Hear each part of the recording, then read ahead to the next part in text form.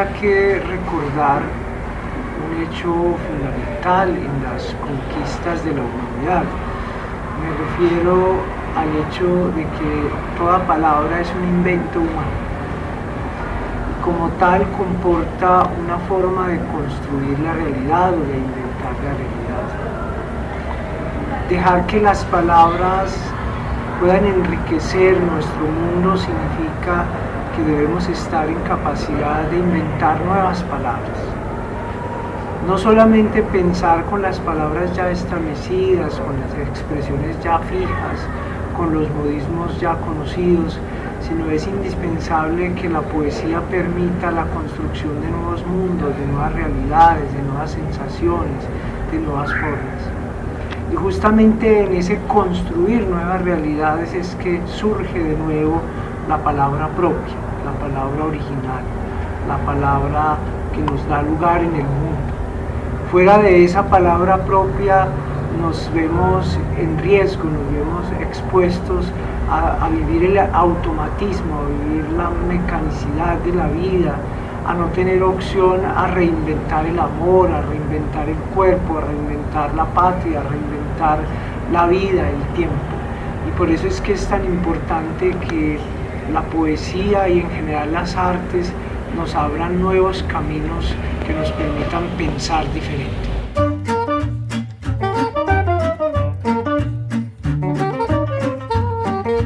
La pluralidad está asociada justamente a las palabras.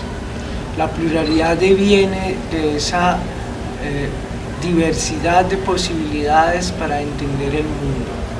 Y por eso es muy importante que pensemos que la pluralidad no es posible si todos hablamos el mismo idioma.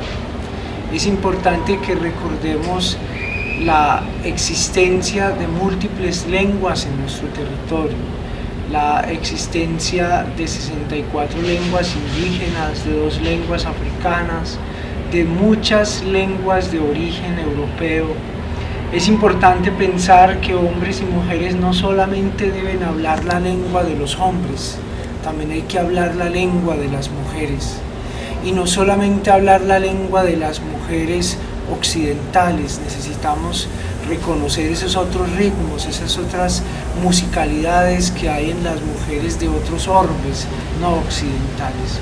Si no hay una pluralidad real en la palabra, nosotros simplemente seremos víctimas del dogmatismo, de un dogmatismo que impone una palabra de autoridad y no una palabra de amor o una palabra de convivencia. Creo que Colombia está en un momento histórico muy significativo que le permitiría entender esa gran riqueza de lenguajes, de lenguas, de palabras que hay, que debemos recuperar la palabra del campesino, que debemos recuperar la palabra de la tierra, que debemos recuperar la palabra de los árboles, de los pájaros, y no solamente pensar que la palabra de la urbe, la palabra de la ciudad es la única palabra. Tal vez nos hemos encerrado y ahogado con la imagen de la ciudad y hemos llegado casi que a concluir que lo único que nos queda de vida es la ciudad. Pero estamos equivocados, hay que volver a pensar que el aire tiene sus palabras, hay que volver a pensar que en las piedras hay palabras, que los ríos tienen sus palabras, que los fenómenos de la naturaleza tienen sus palabras, y hacia allá deberíamos llevar la pluralidad, sobre todo en el aula de clase, sobre todo para nuestros niños, para nuestros jóvenes, porque a veces los educamos simplemente en una música. Es una música monótona y es una música repetitiva, pero necesitamos otras músicas, necesitamos otros espacios, otros rostros, otros vestuarios, otros modos de ser.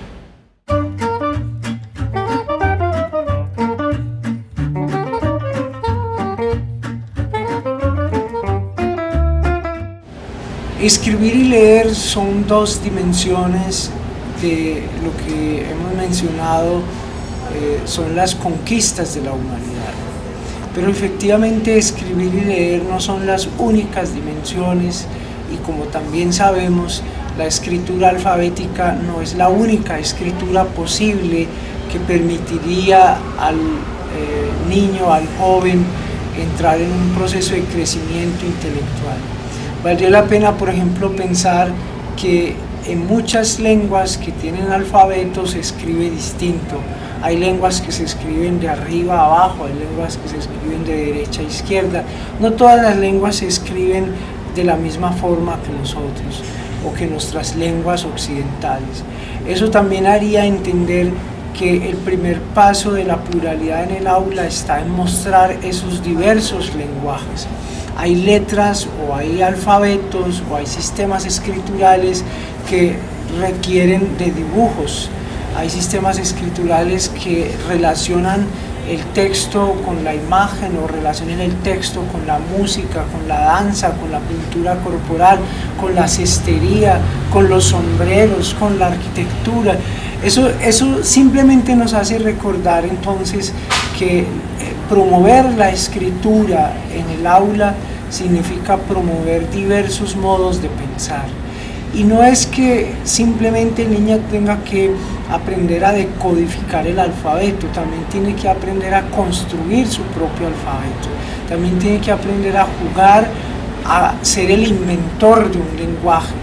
Y esto, por supuesto, que está asociado con los procesos de lectura, porque solamente en la medida en que desafiamos un código escrito, sea visual o audiovisual o sea musical, solamente en esa medida tenemos competencias más avanzadas para interpretar textos, sean textos literarios, informativos, textos ensayísticos, pero creo que la apuesta de la lectura no está tanto en el procesamiento de la información como en la posibilidad de crear a partir de esa información, de ser absolutamente dinámicos con la información. Y bien podríamos hablar de procesos de lectura donde los niños, en lugar de producir textos, puedan producir imágenes, puedan producir danzas, puedan producir cantos, puedan producir dibujos, puedan producir sombreros, puedan tejer, puedan coser, puedan cocinar o simplemente puedan adoptar posturas corporales que puedan ser llevadas al teatro como formas de interpretación de un texto literario.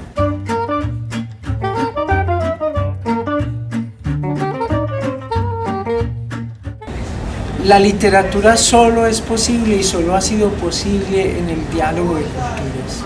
No hay ninguna obra literaria que haya nacido exclusivamente del seno de su propia cultura o de su propia lengua. Las culturas y las lenguas viven en un proceso permanente de intercambio, de interacción, de enriquecimiento.